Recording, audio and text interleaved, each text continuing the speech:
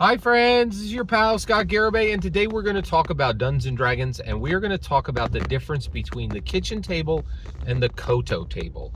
All right, so I love alliteration, and I really wanted to get there, and I was having a tough time with this, and I've already talked about this with different names right before, but I really wanted to get all the way there, and I thank you for your patience, and I think we finally arrived.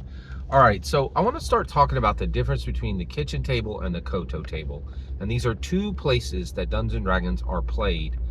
And there's a lot to discuss here. And so I want to start this conversation today. The kitchen table and the Koto table. So Koto, you already know how it's spelled. It's up in the title, right? But what is Koto? Koto is a special, valuable wood from West Africa, and it's used for furniture. And one of the pieces of furniture that's made out of it are beautiful tables, right? And so what I want to talk about today is how people play D&D. So I play D&D, Dungeons and Dragons, at a kitchen table, okay?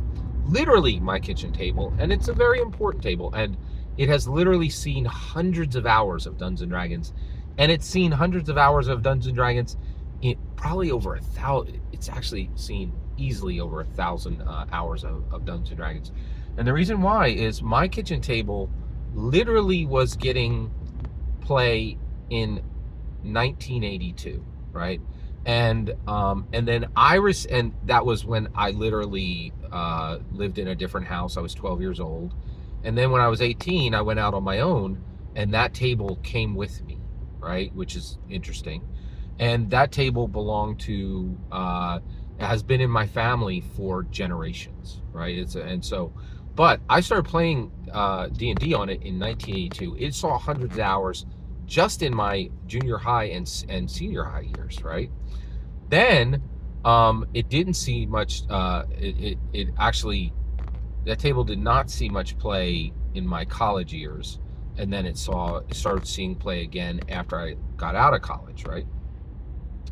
And even over the last 10 years, it's seen hundreds of hours of play. So it's easily seen over 1,000 hours of Dungeons and Dragons play. And that's my kitchen table. And it literally sits, actually, my kitchen table doesn't sit in the kitchen. It sits in the dining room. But it was at one time a kitchen table. And it's in a room of my house that is not dedicated to Dungeons and Dragons. And this is what I want to talk about with the Koto table. Okay, so kitchen tables, they do not have to be in your kitchen, right? They could be in your dining room. They could be in your living room. They could be in your bedroom, right? You might have a small four-player. I have a small, very nice circular table for 4 people. My kitchen table seats 6, and it has a leaf, but we never use it. Like, I don't think that leaf is. I don't even know if we know where the leaf is anymore. We don't pull in and out leaves, right? It's just not a thing. But mine seats 6, and by the way, we have definitely squeezed in 7 and 8, right? Like people sitting on the corners in chairs that aren't chairs, and like it's been a whole thing. So what I want to talk about, and I really appreciate your patience, and I think this is the thing this is why I have 3,400 subs, and Professor Dungeon Master has 100,000 subs, right? I will talk about the difference between tables, like for videos and videos and videos, and you guys are precious angels for staying with me on this, and I'm thankful. I'm truly thankful.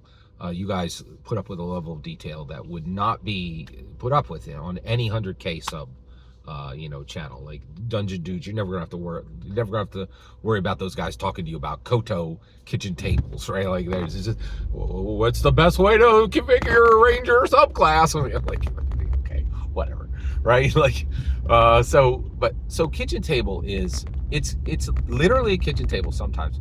But the point is, it's a table in your house that's not dedicated to D&D alone. Now let's talk about the Koto table, okay? You guys, I have seen these. I think I've seen about 3 of these so far. In real life, IRL, in real life, I've seen dozens of these online. The most famous of these Koto tables are Joe Manganiello. Joe Manganiello had a specific room that was dedicated to Dungeons and Dragons. And if you've ever seen these, they're very specific. First of all, they're a Koto table. They're made out of an extremely expensive, very fine wood. they look like a conference table, right? And I actually used that term for a while. I was like, a conference table. Koto table is a very specific, valuable wood. And by the way, nobody has a Koto table who isn't rich, right? But the Koto table stands for more than that. It is a room that is dedicated to Dungeons and Dragons. Thousands of dollars of dice on the wall. Like this one guy had a Koto table in his basement, right, that I went to. And he had thousands of dollars of miniatures on the wall. He had an area where you could go up and I'm not kidding, he had like $25 dice sets, and there were 30 of them, right? Like, just like pick what you want off the wall, right? In case you didn't bring your dice that day, right? Roll out neoprene mats, right? That you could use so that you weren't like putting your drink on the table, like just so much stuff. Maps, right? Like laminated maps, dozens of them, like thousands and thousands of dollars. Terrain, right? Thousands of dollars of terrain.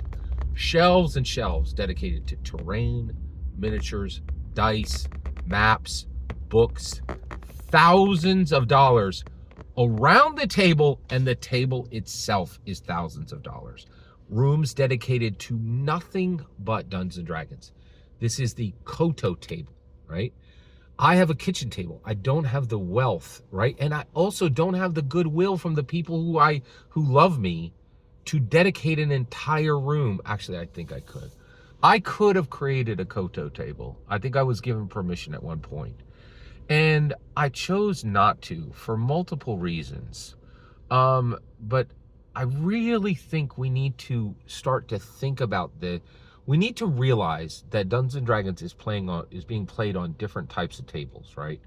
So one, the kitchen table and the Koto table, right? There's another one, which is also, and I'm not going to discuss that yet. But the kitchen table and the Koto table, right, are very, very important. Very important, okay? And I wanted to define the kitchen table and the Koto table here, right? And then I wanted to discuss this a lot further, just the ramifications of the differences of how Dungeons and Dragons is played at different types of tables. So one, that's it. That's the full length description of the difference between the kitchen table and the Koto table. I'm extremely thankful for you hearing me all the way through on that. And now I'll kind of go further and talk about the differences and what are used. Every single word you just heard is my humble opinion. The important part is when I get to hear your humble opinion. When you get in the comments and send your traffic, please consider like subscribing, and a fetch millennium.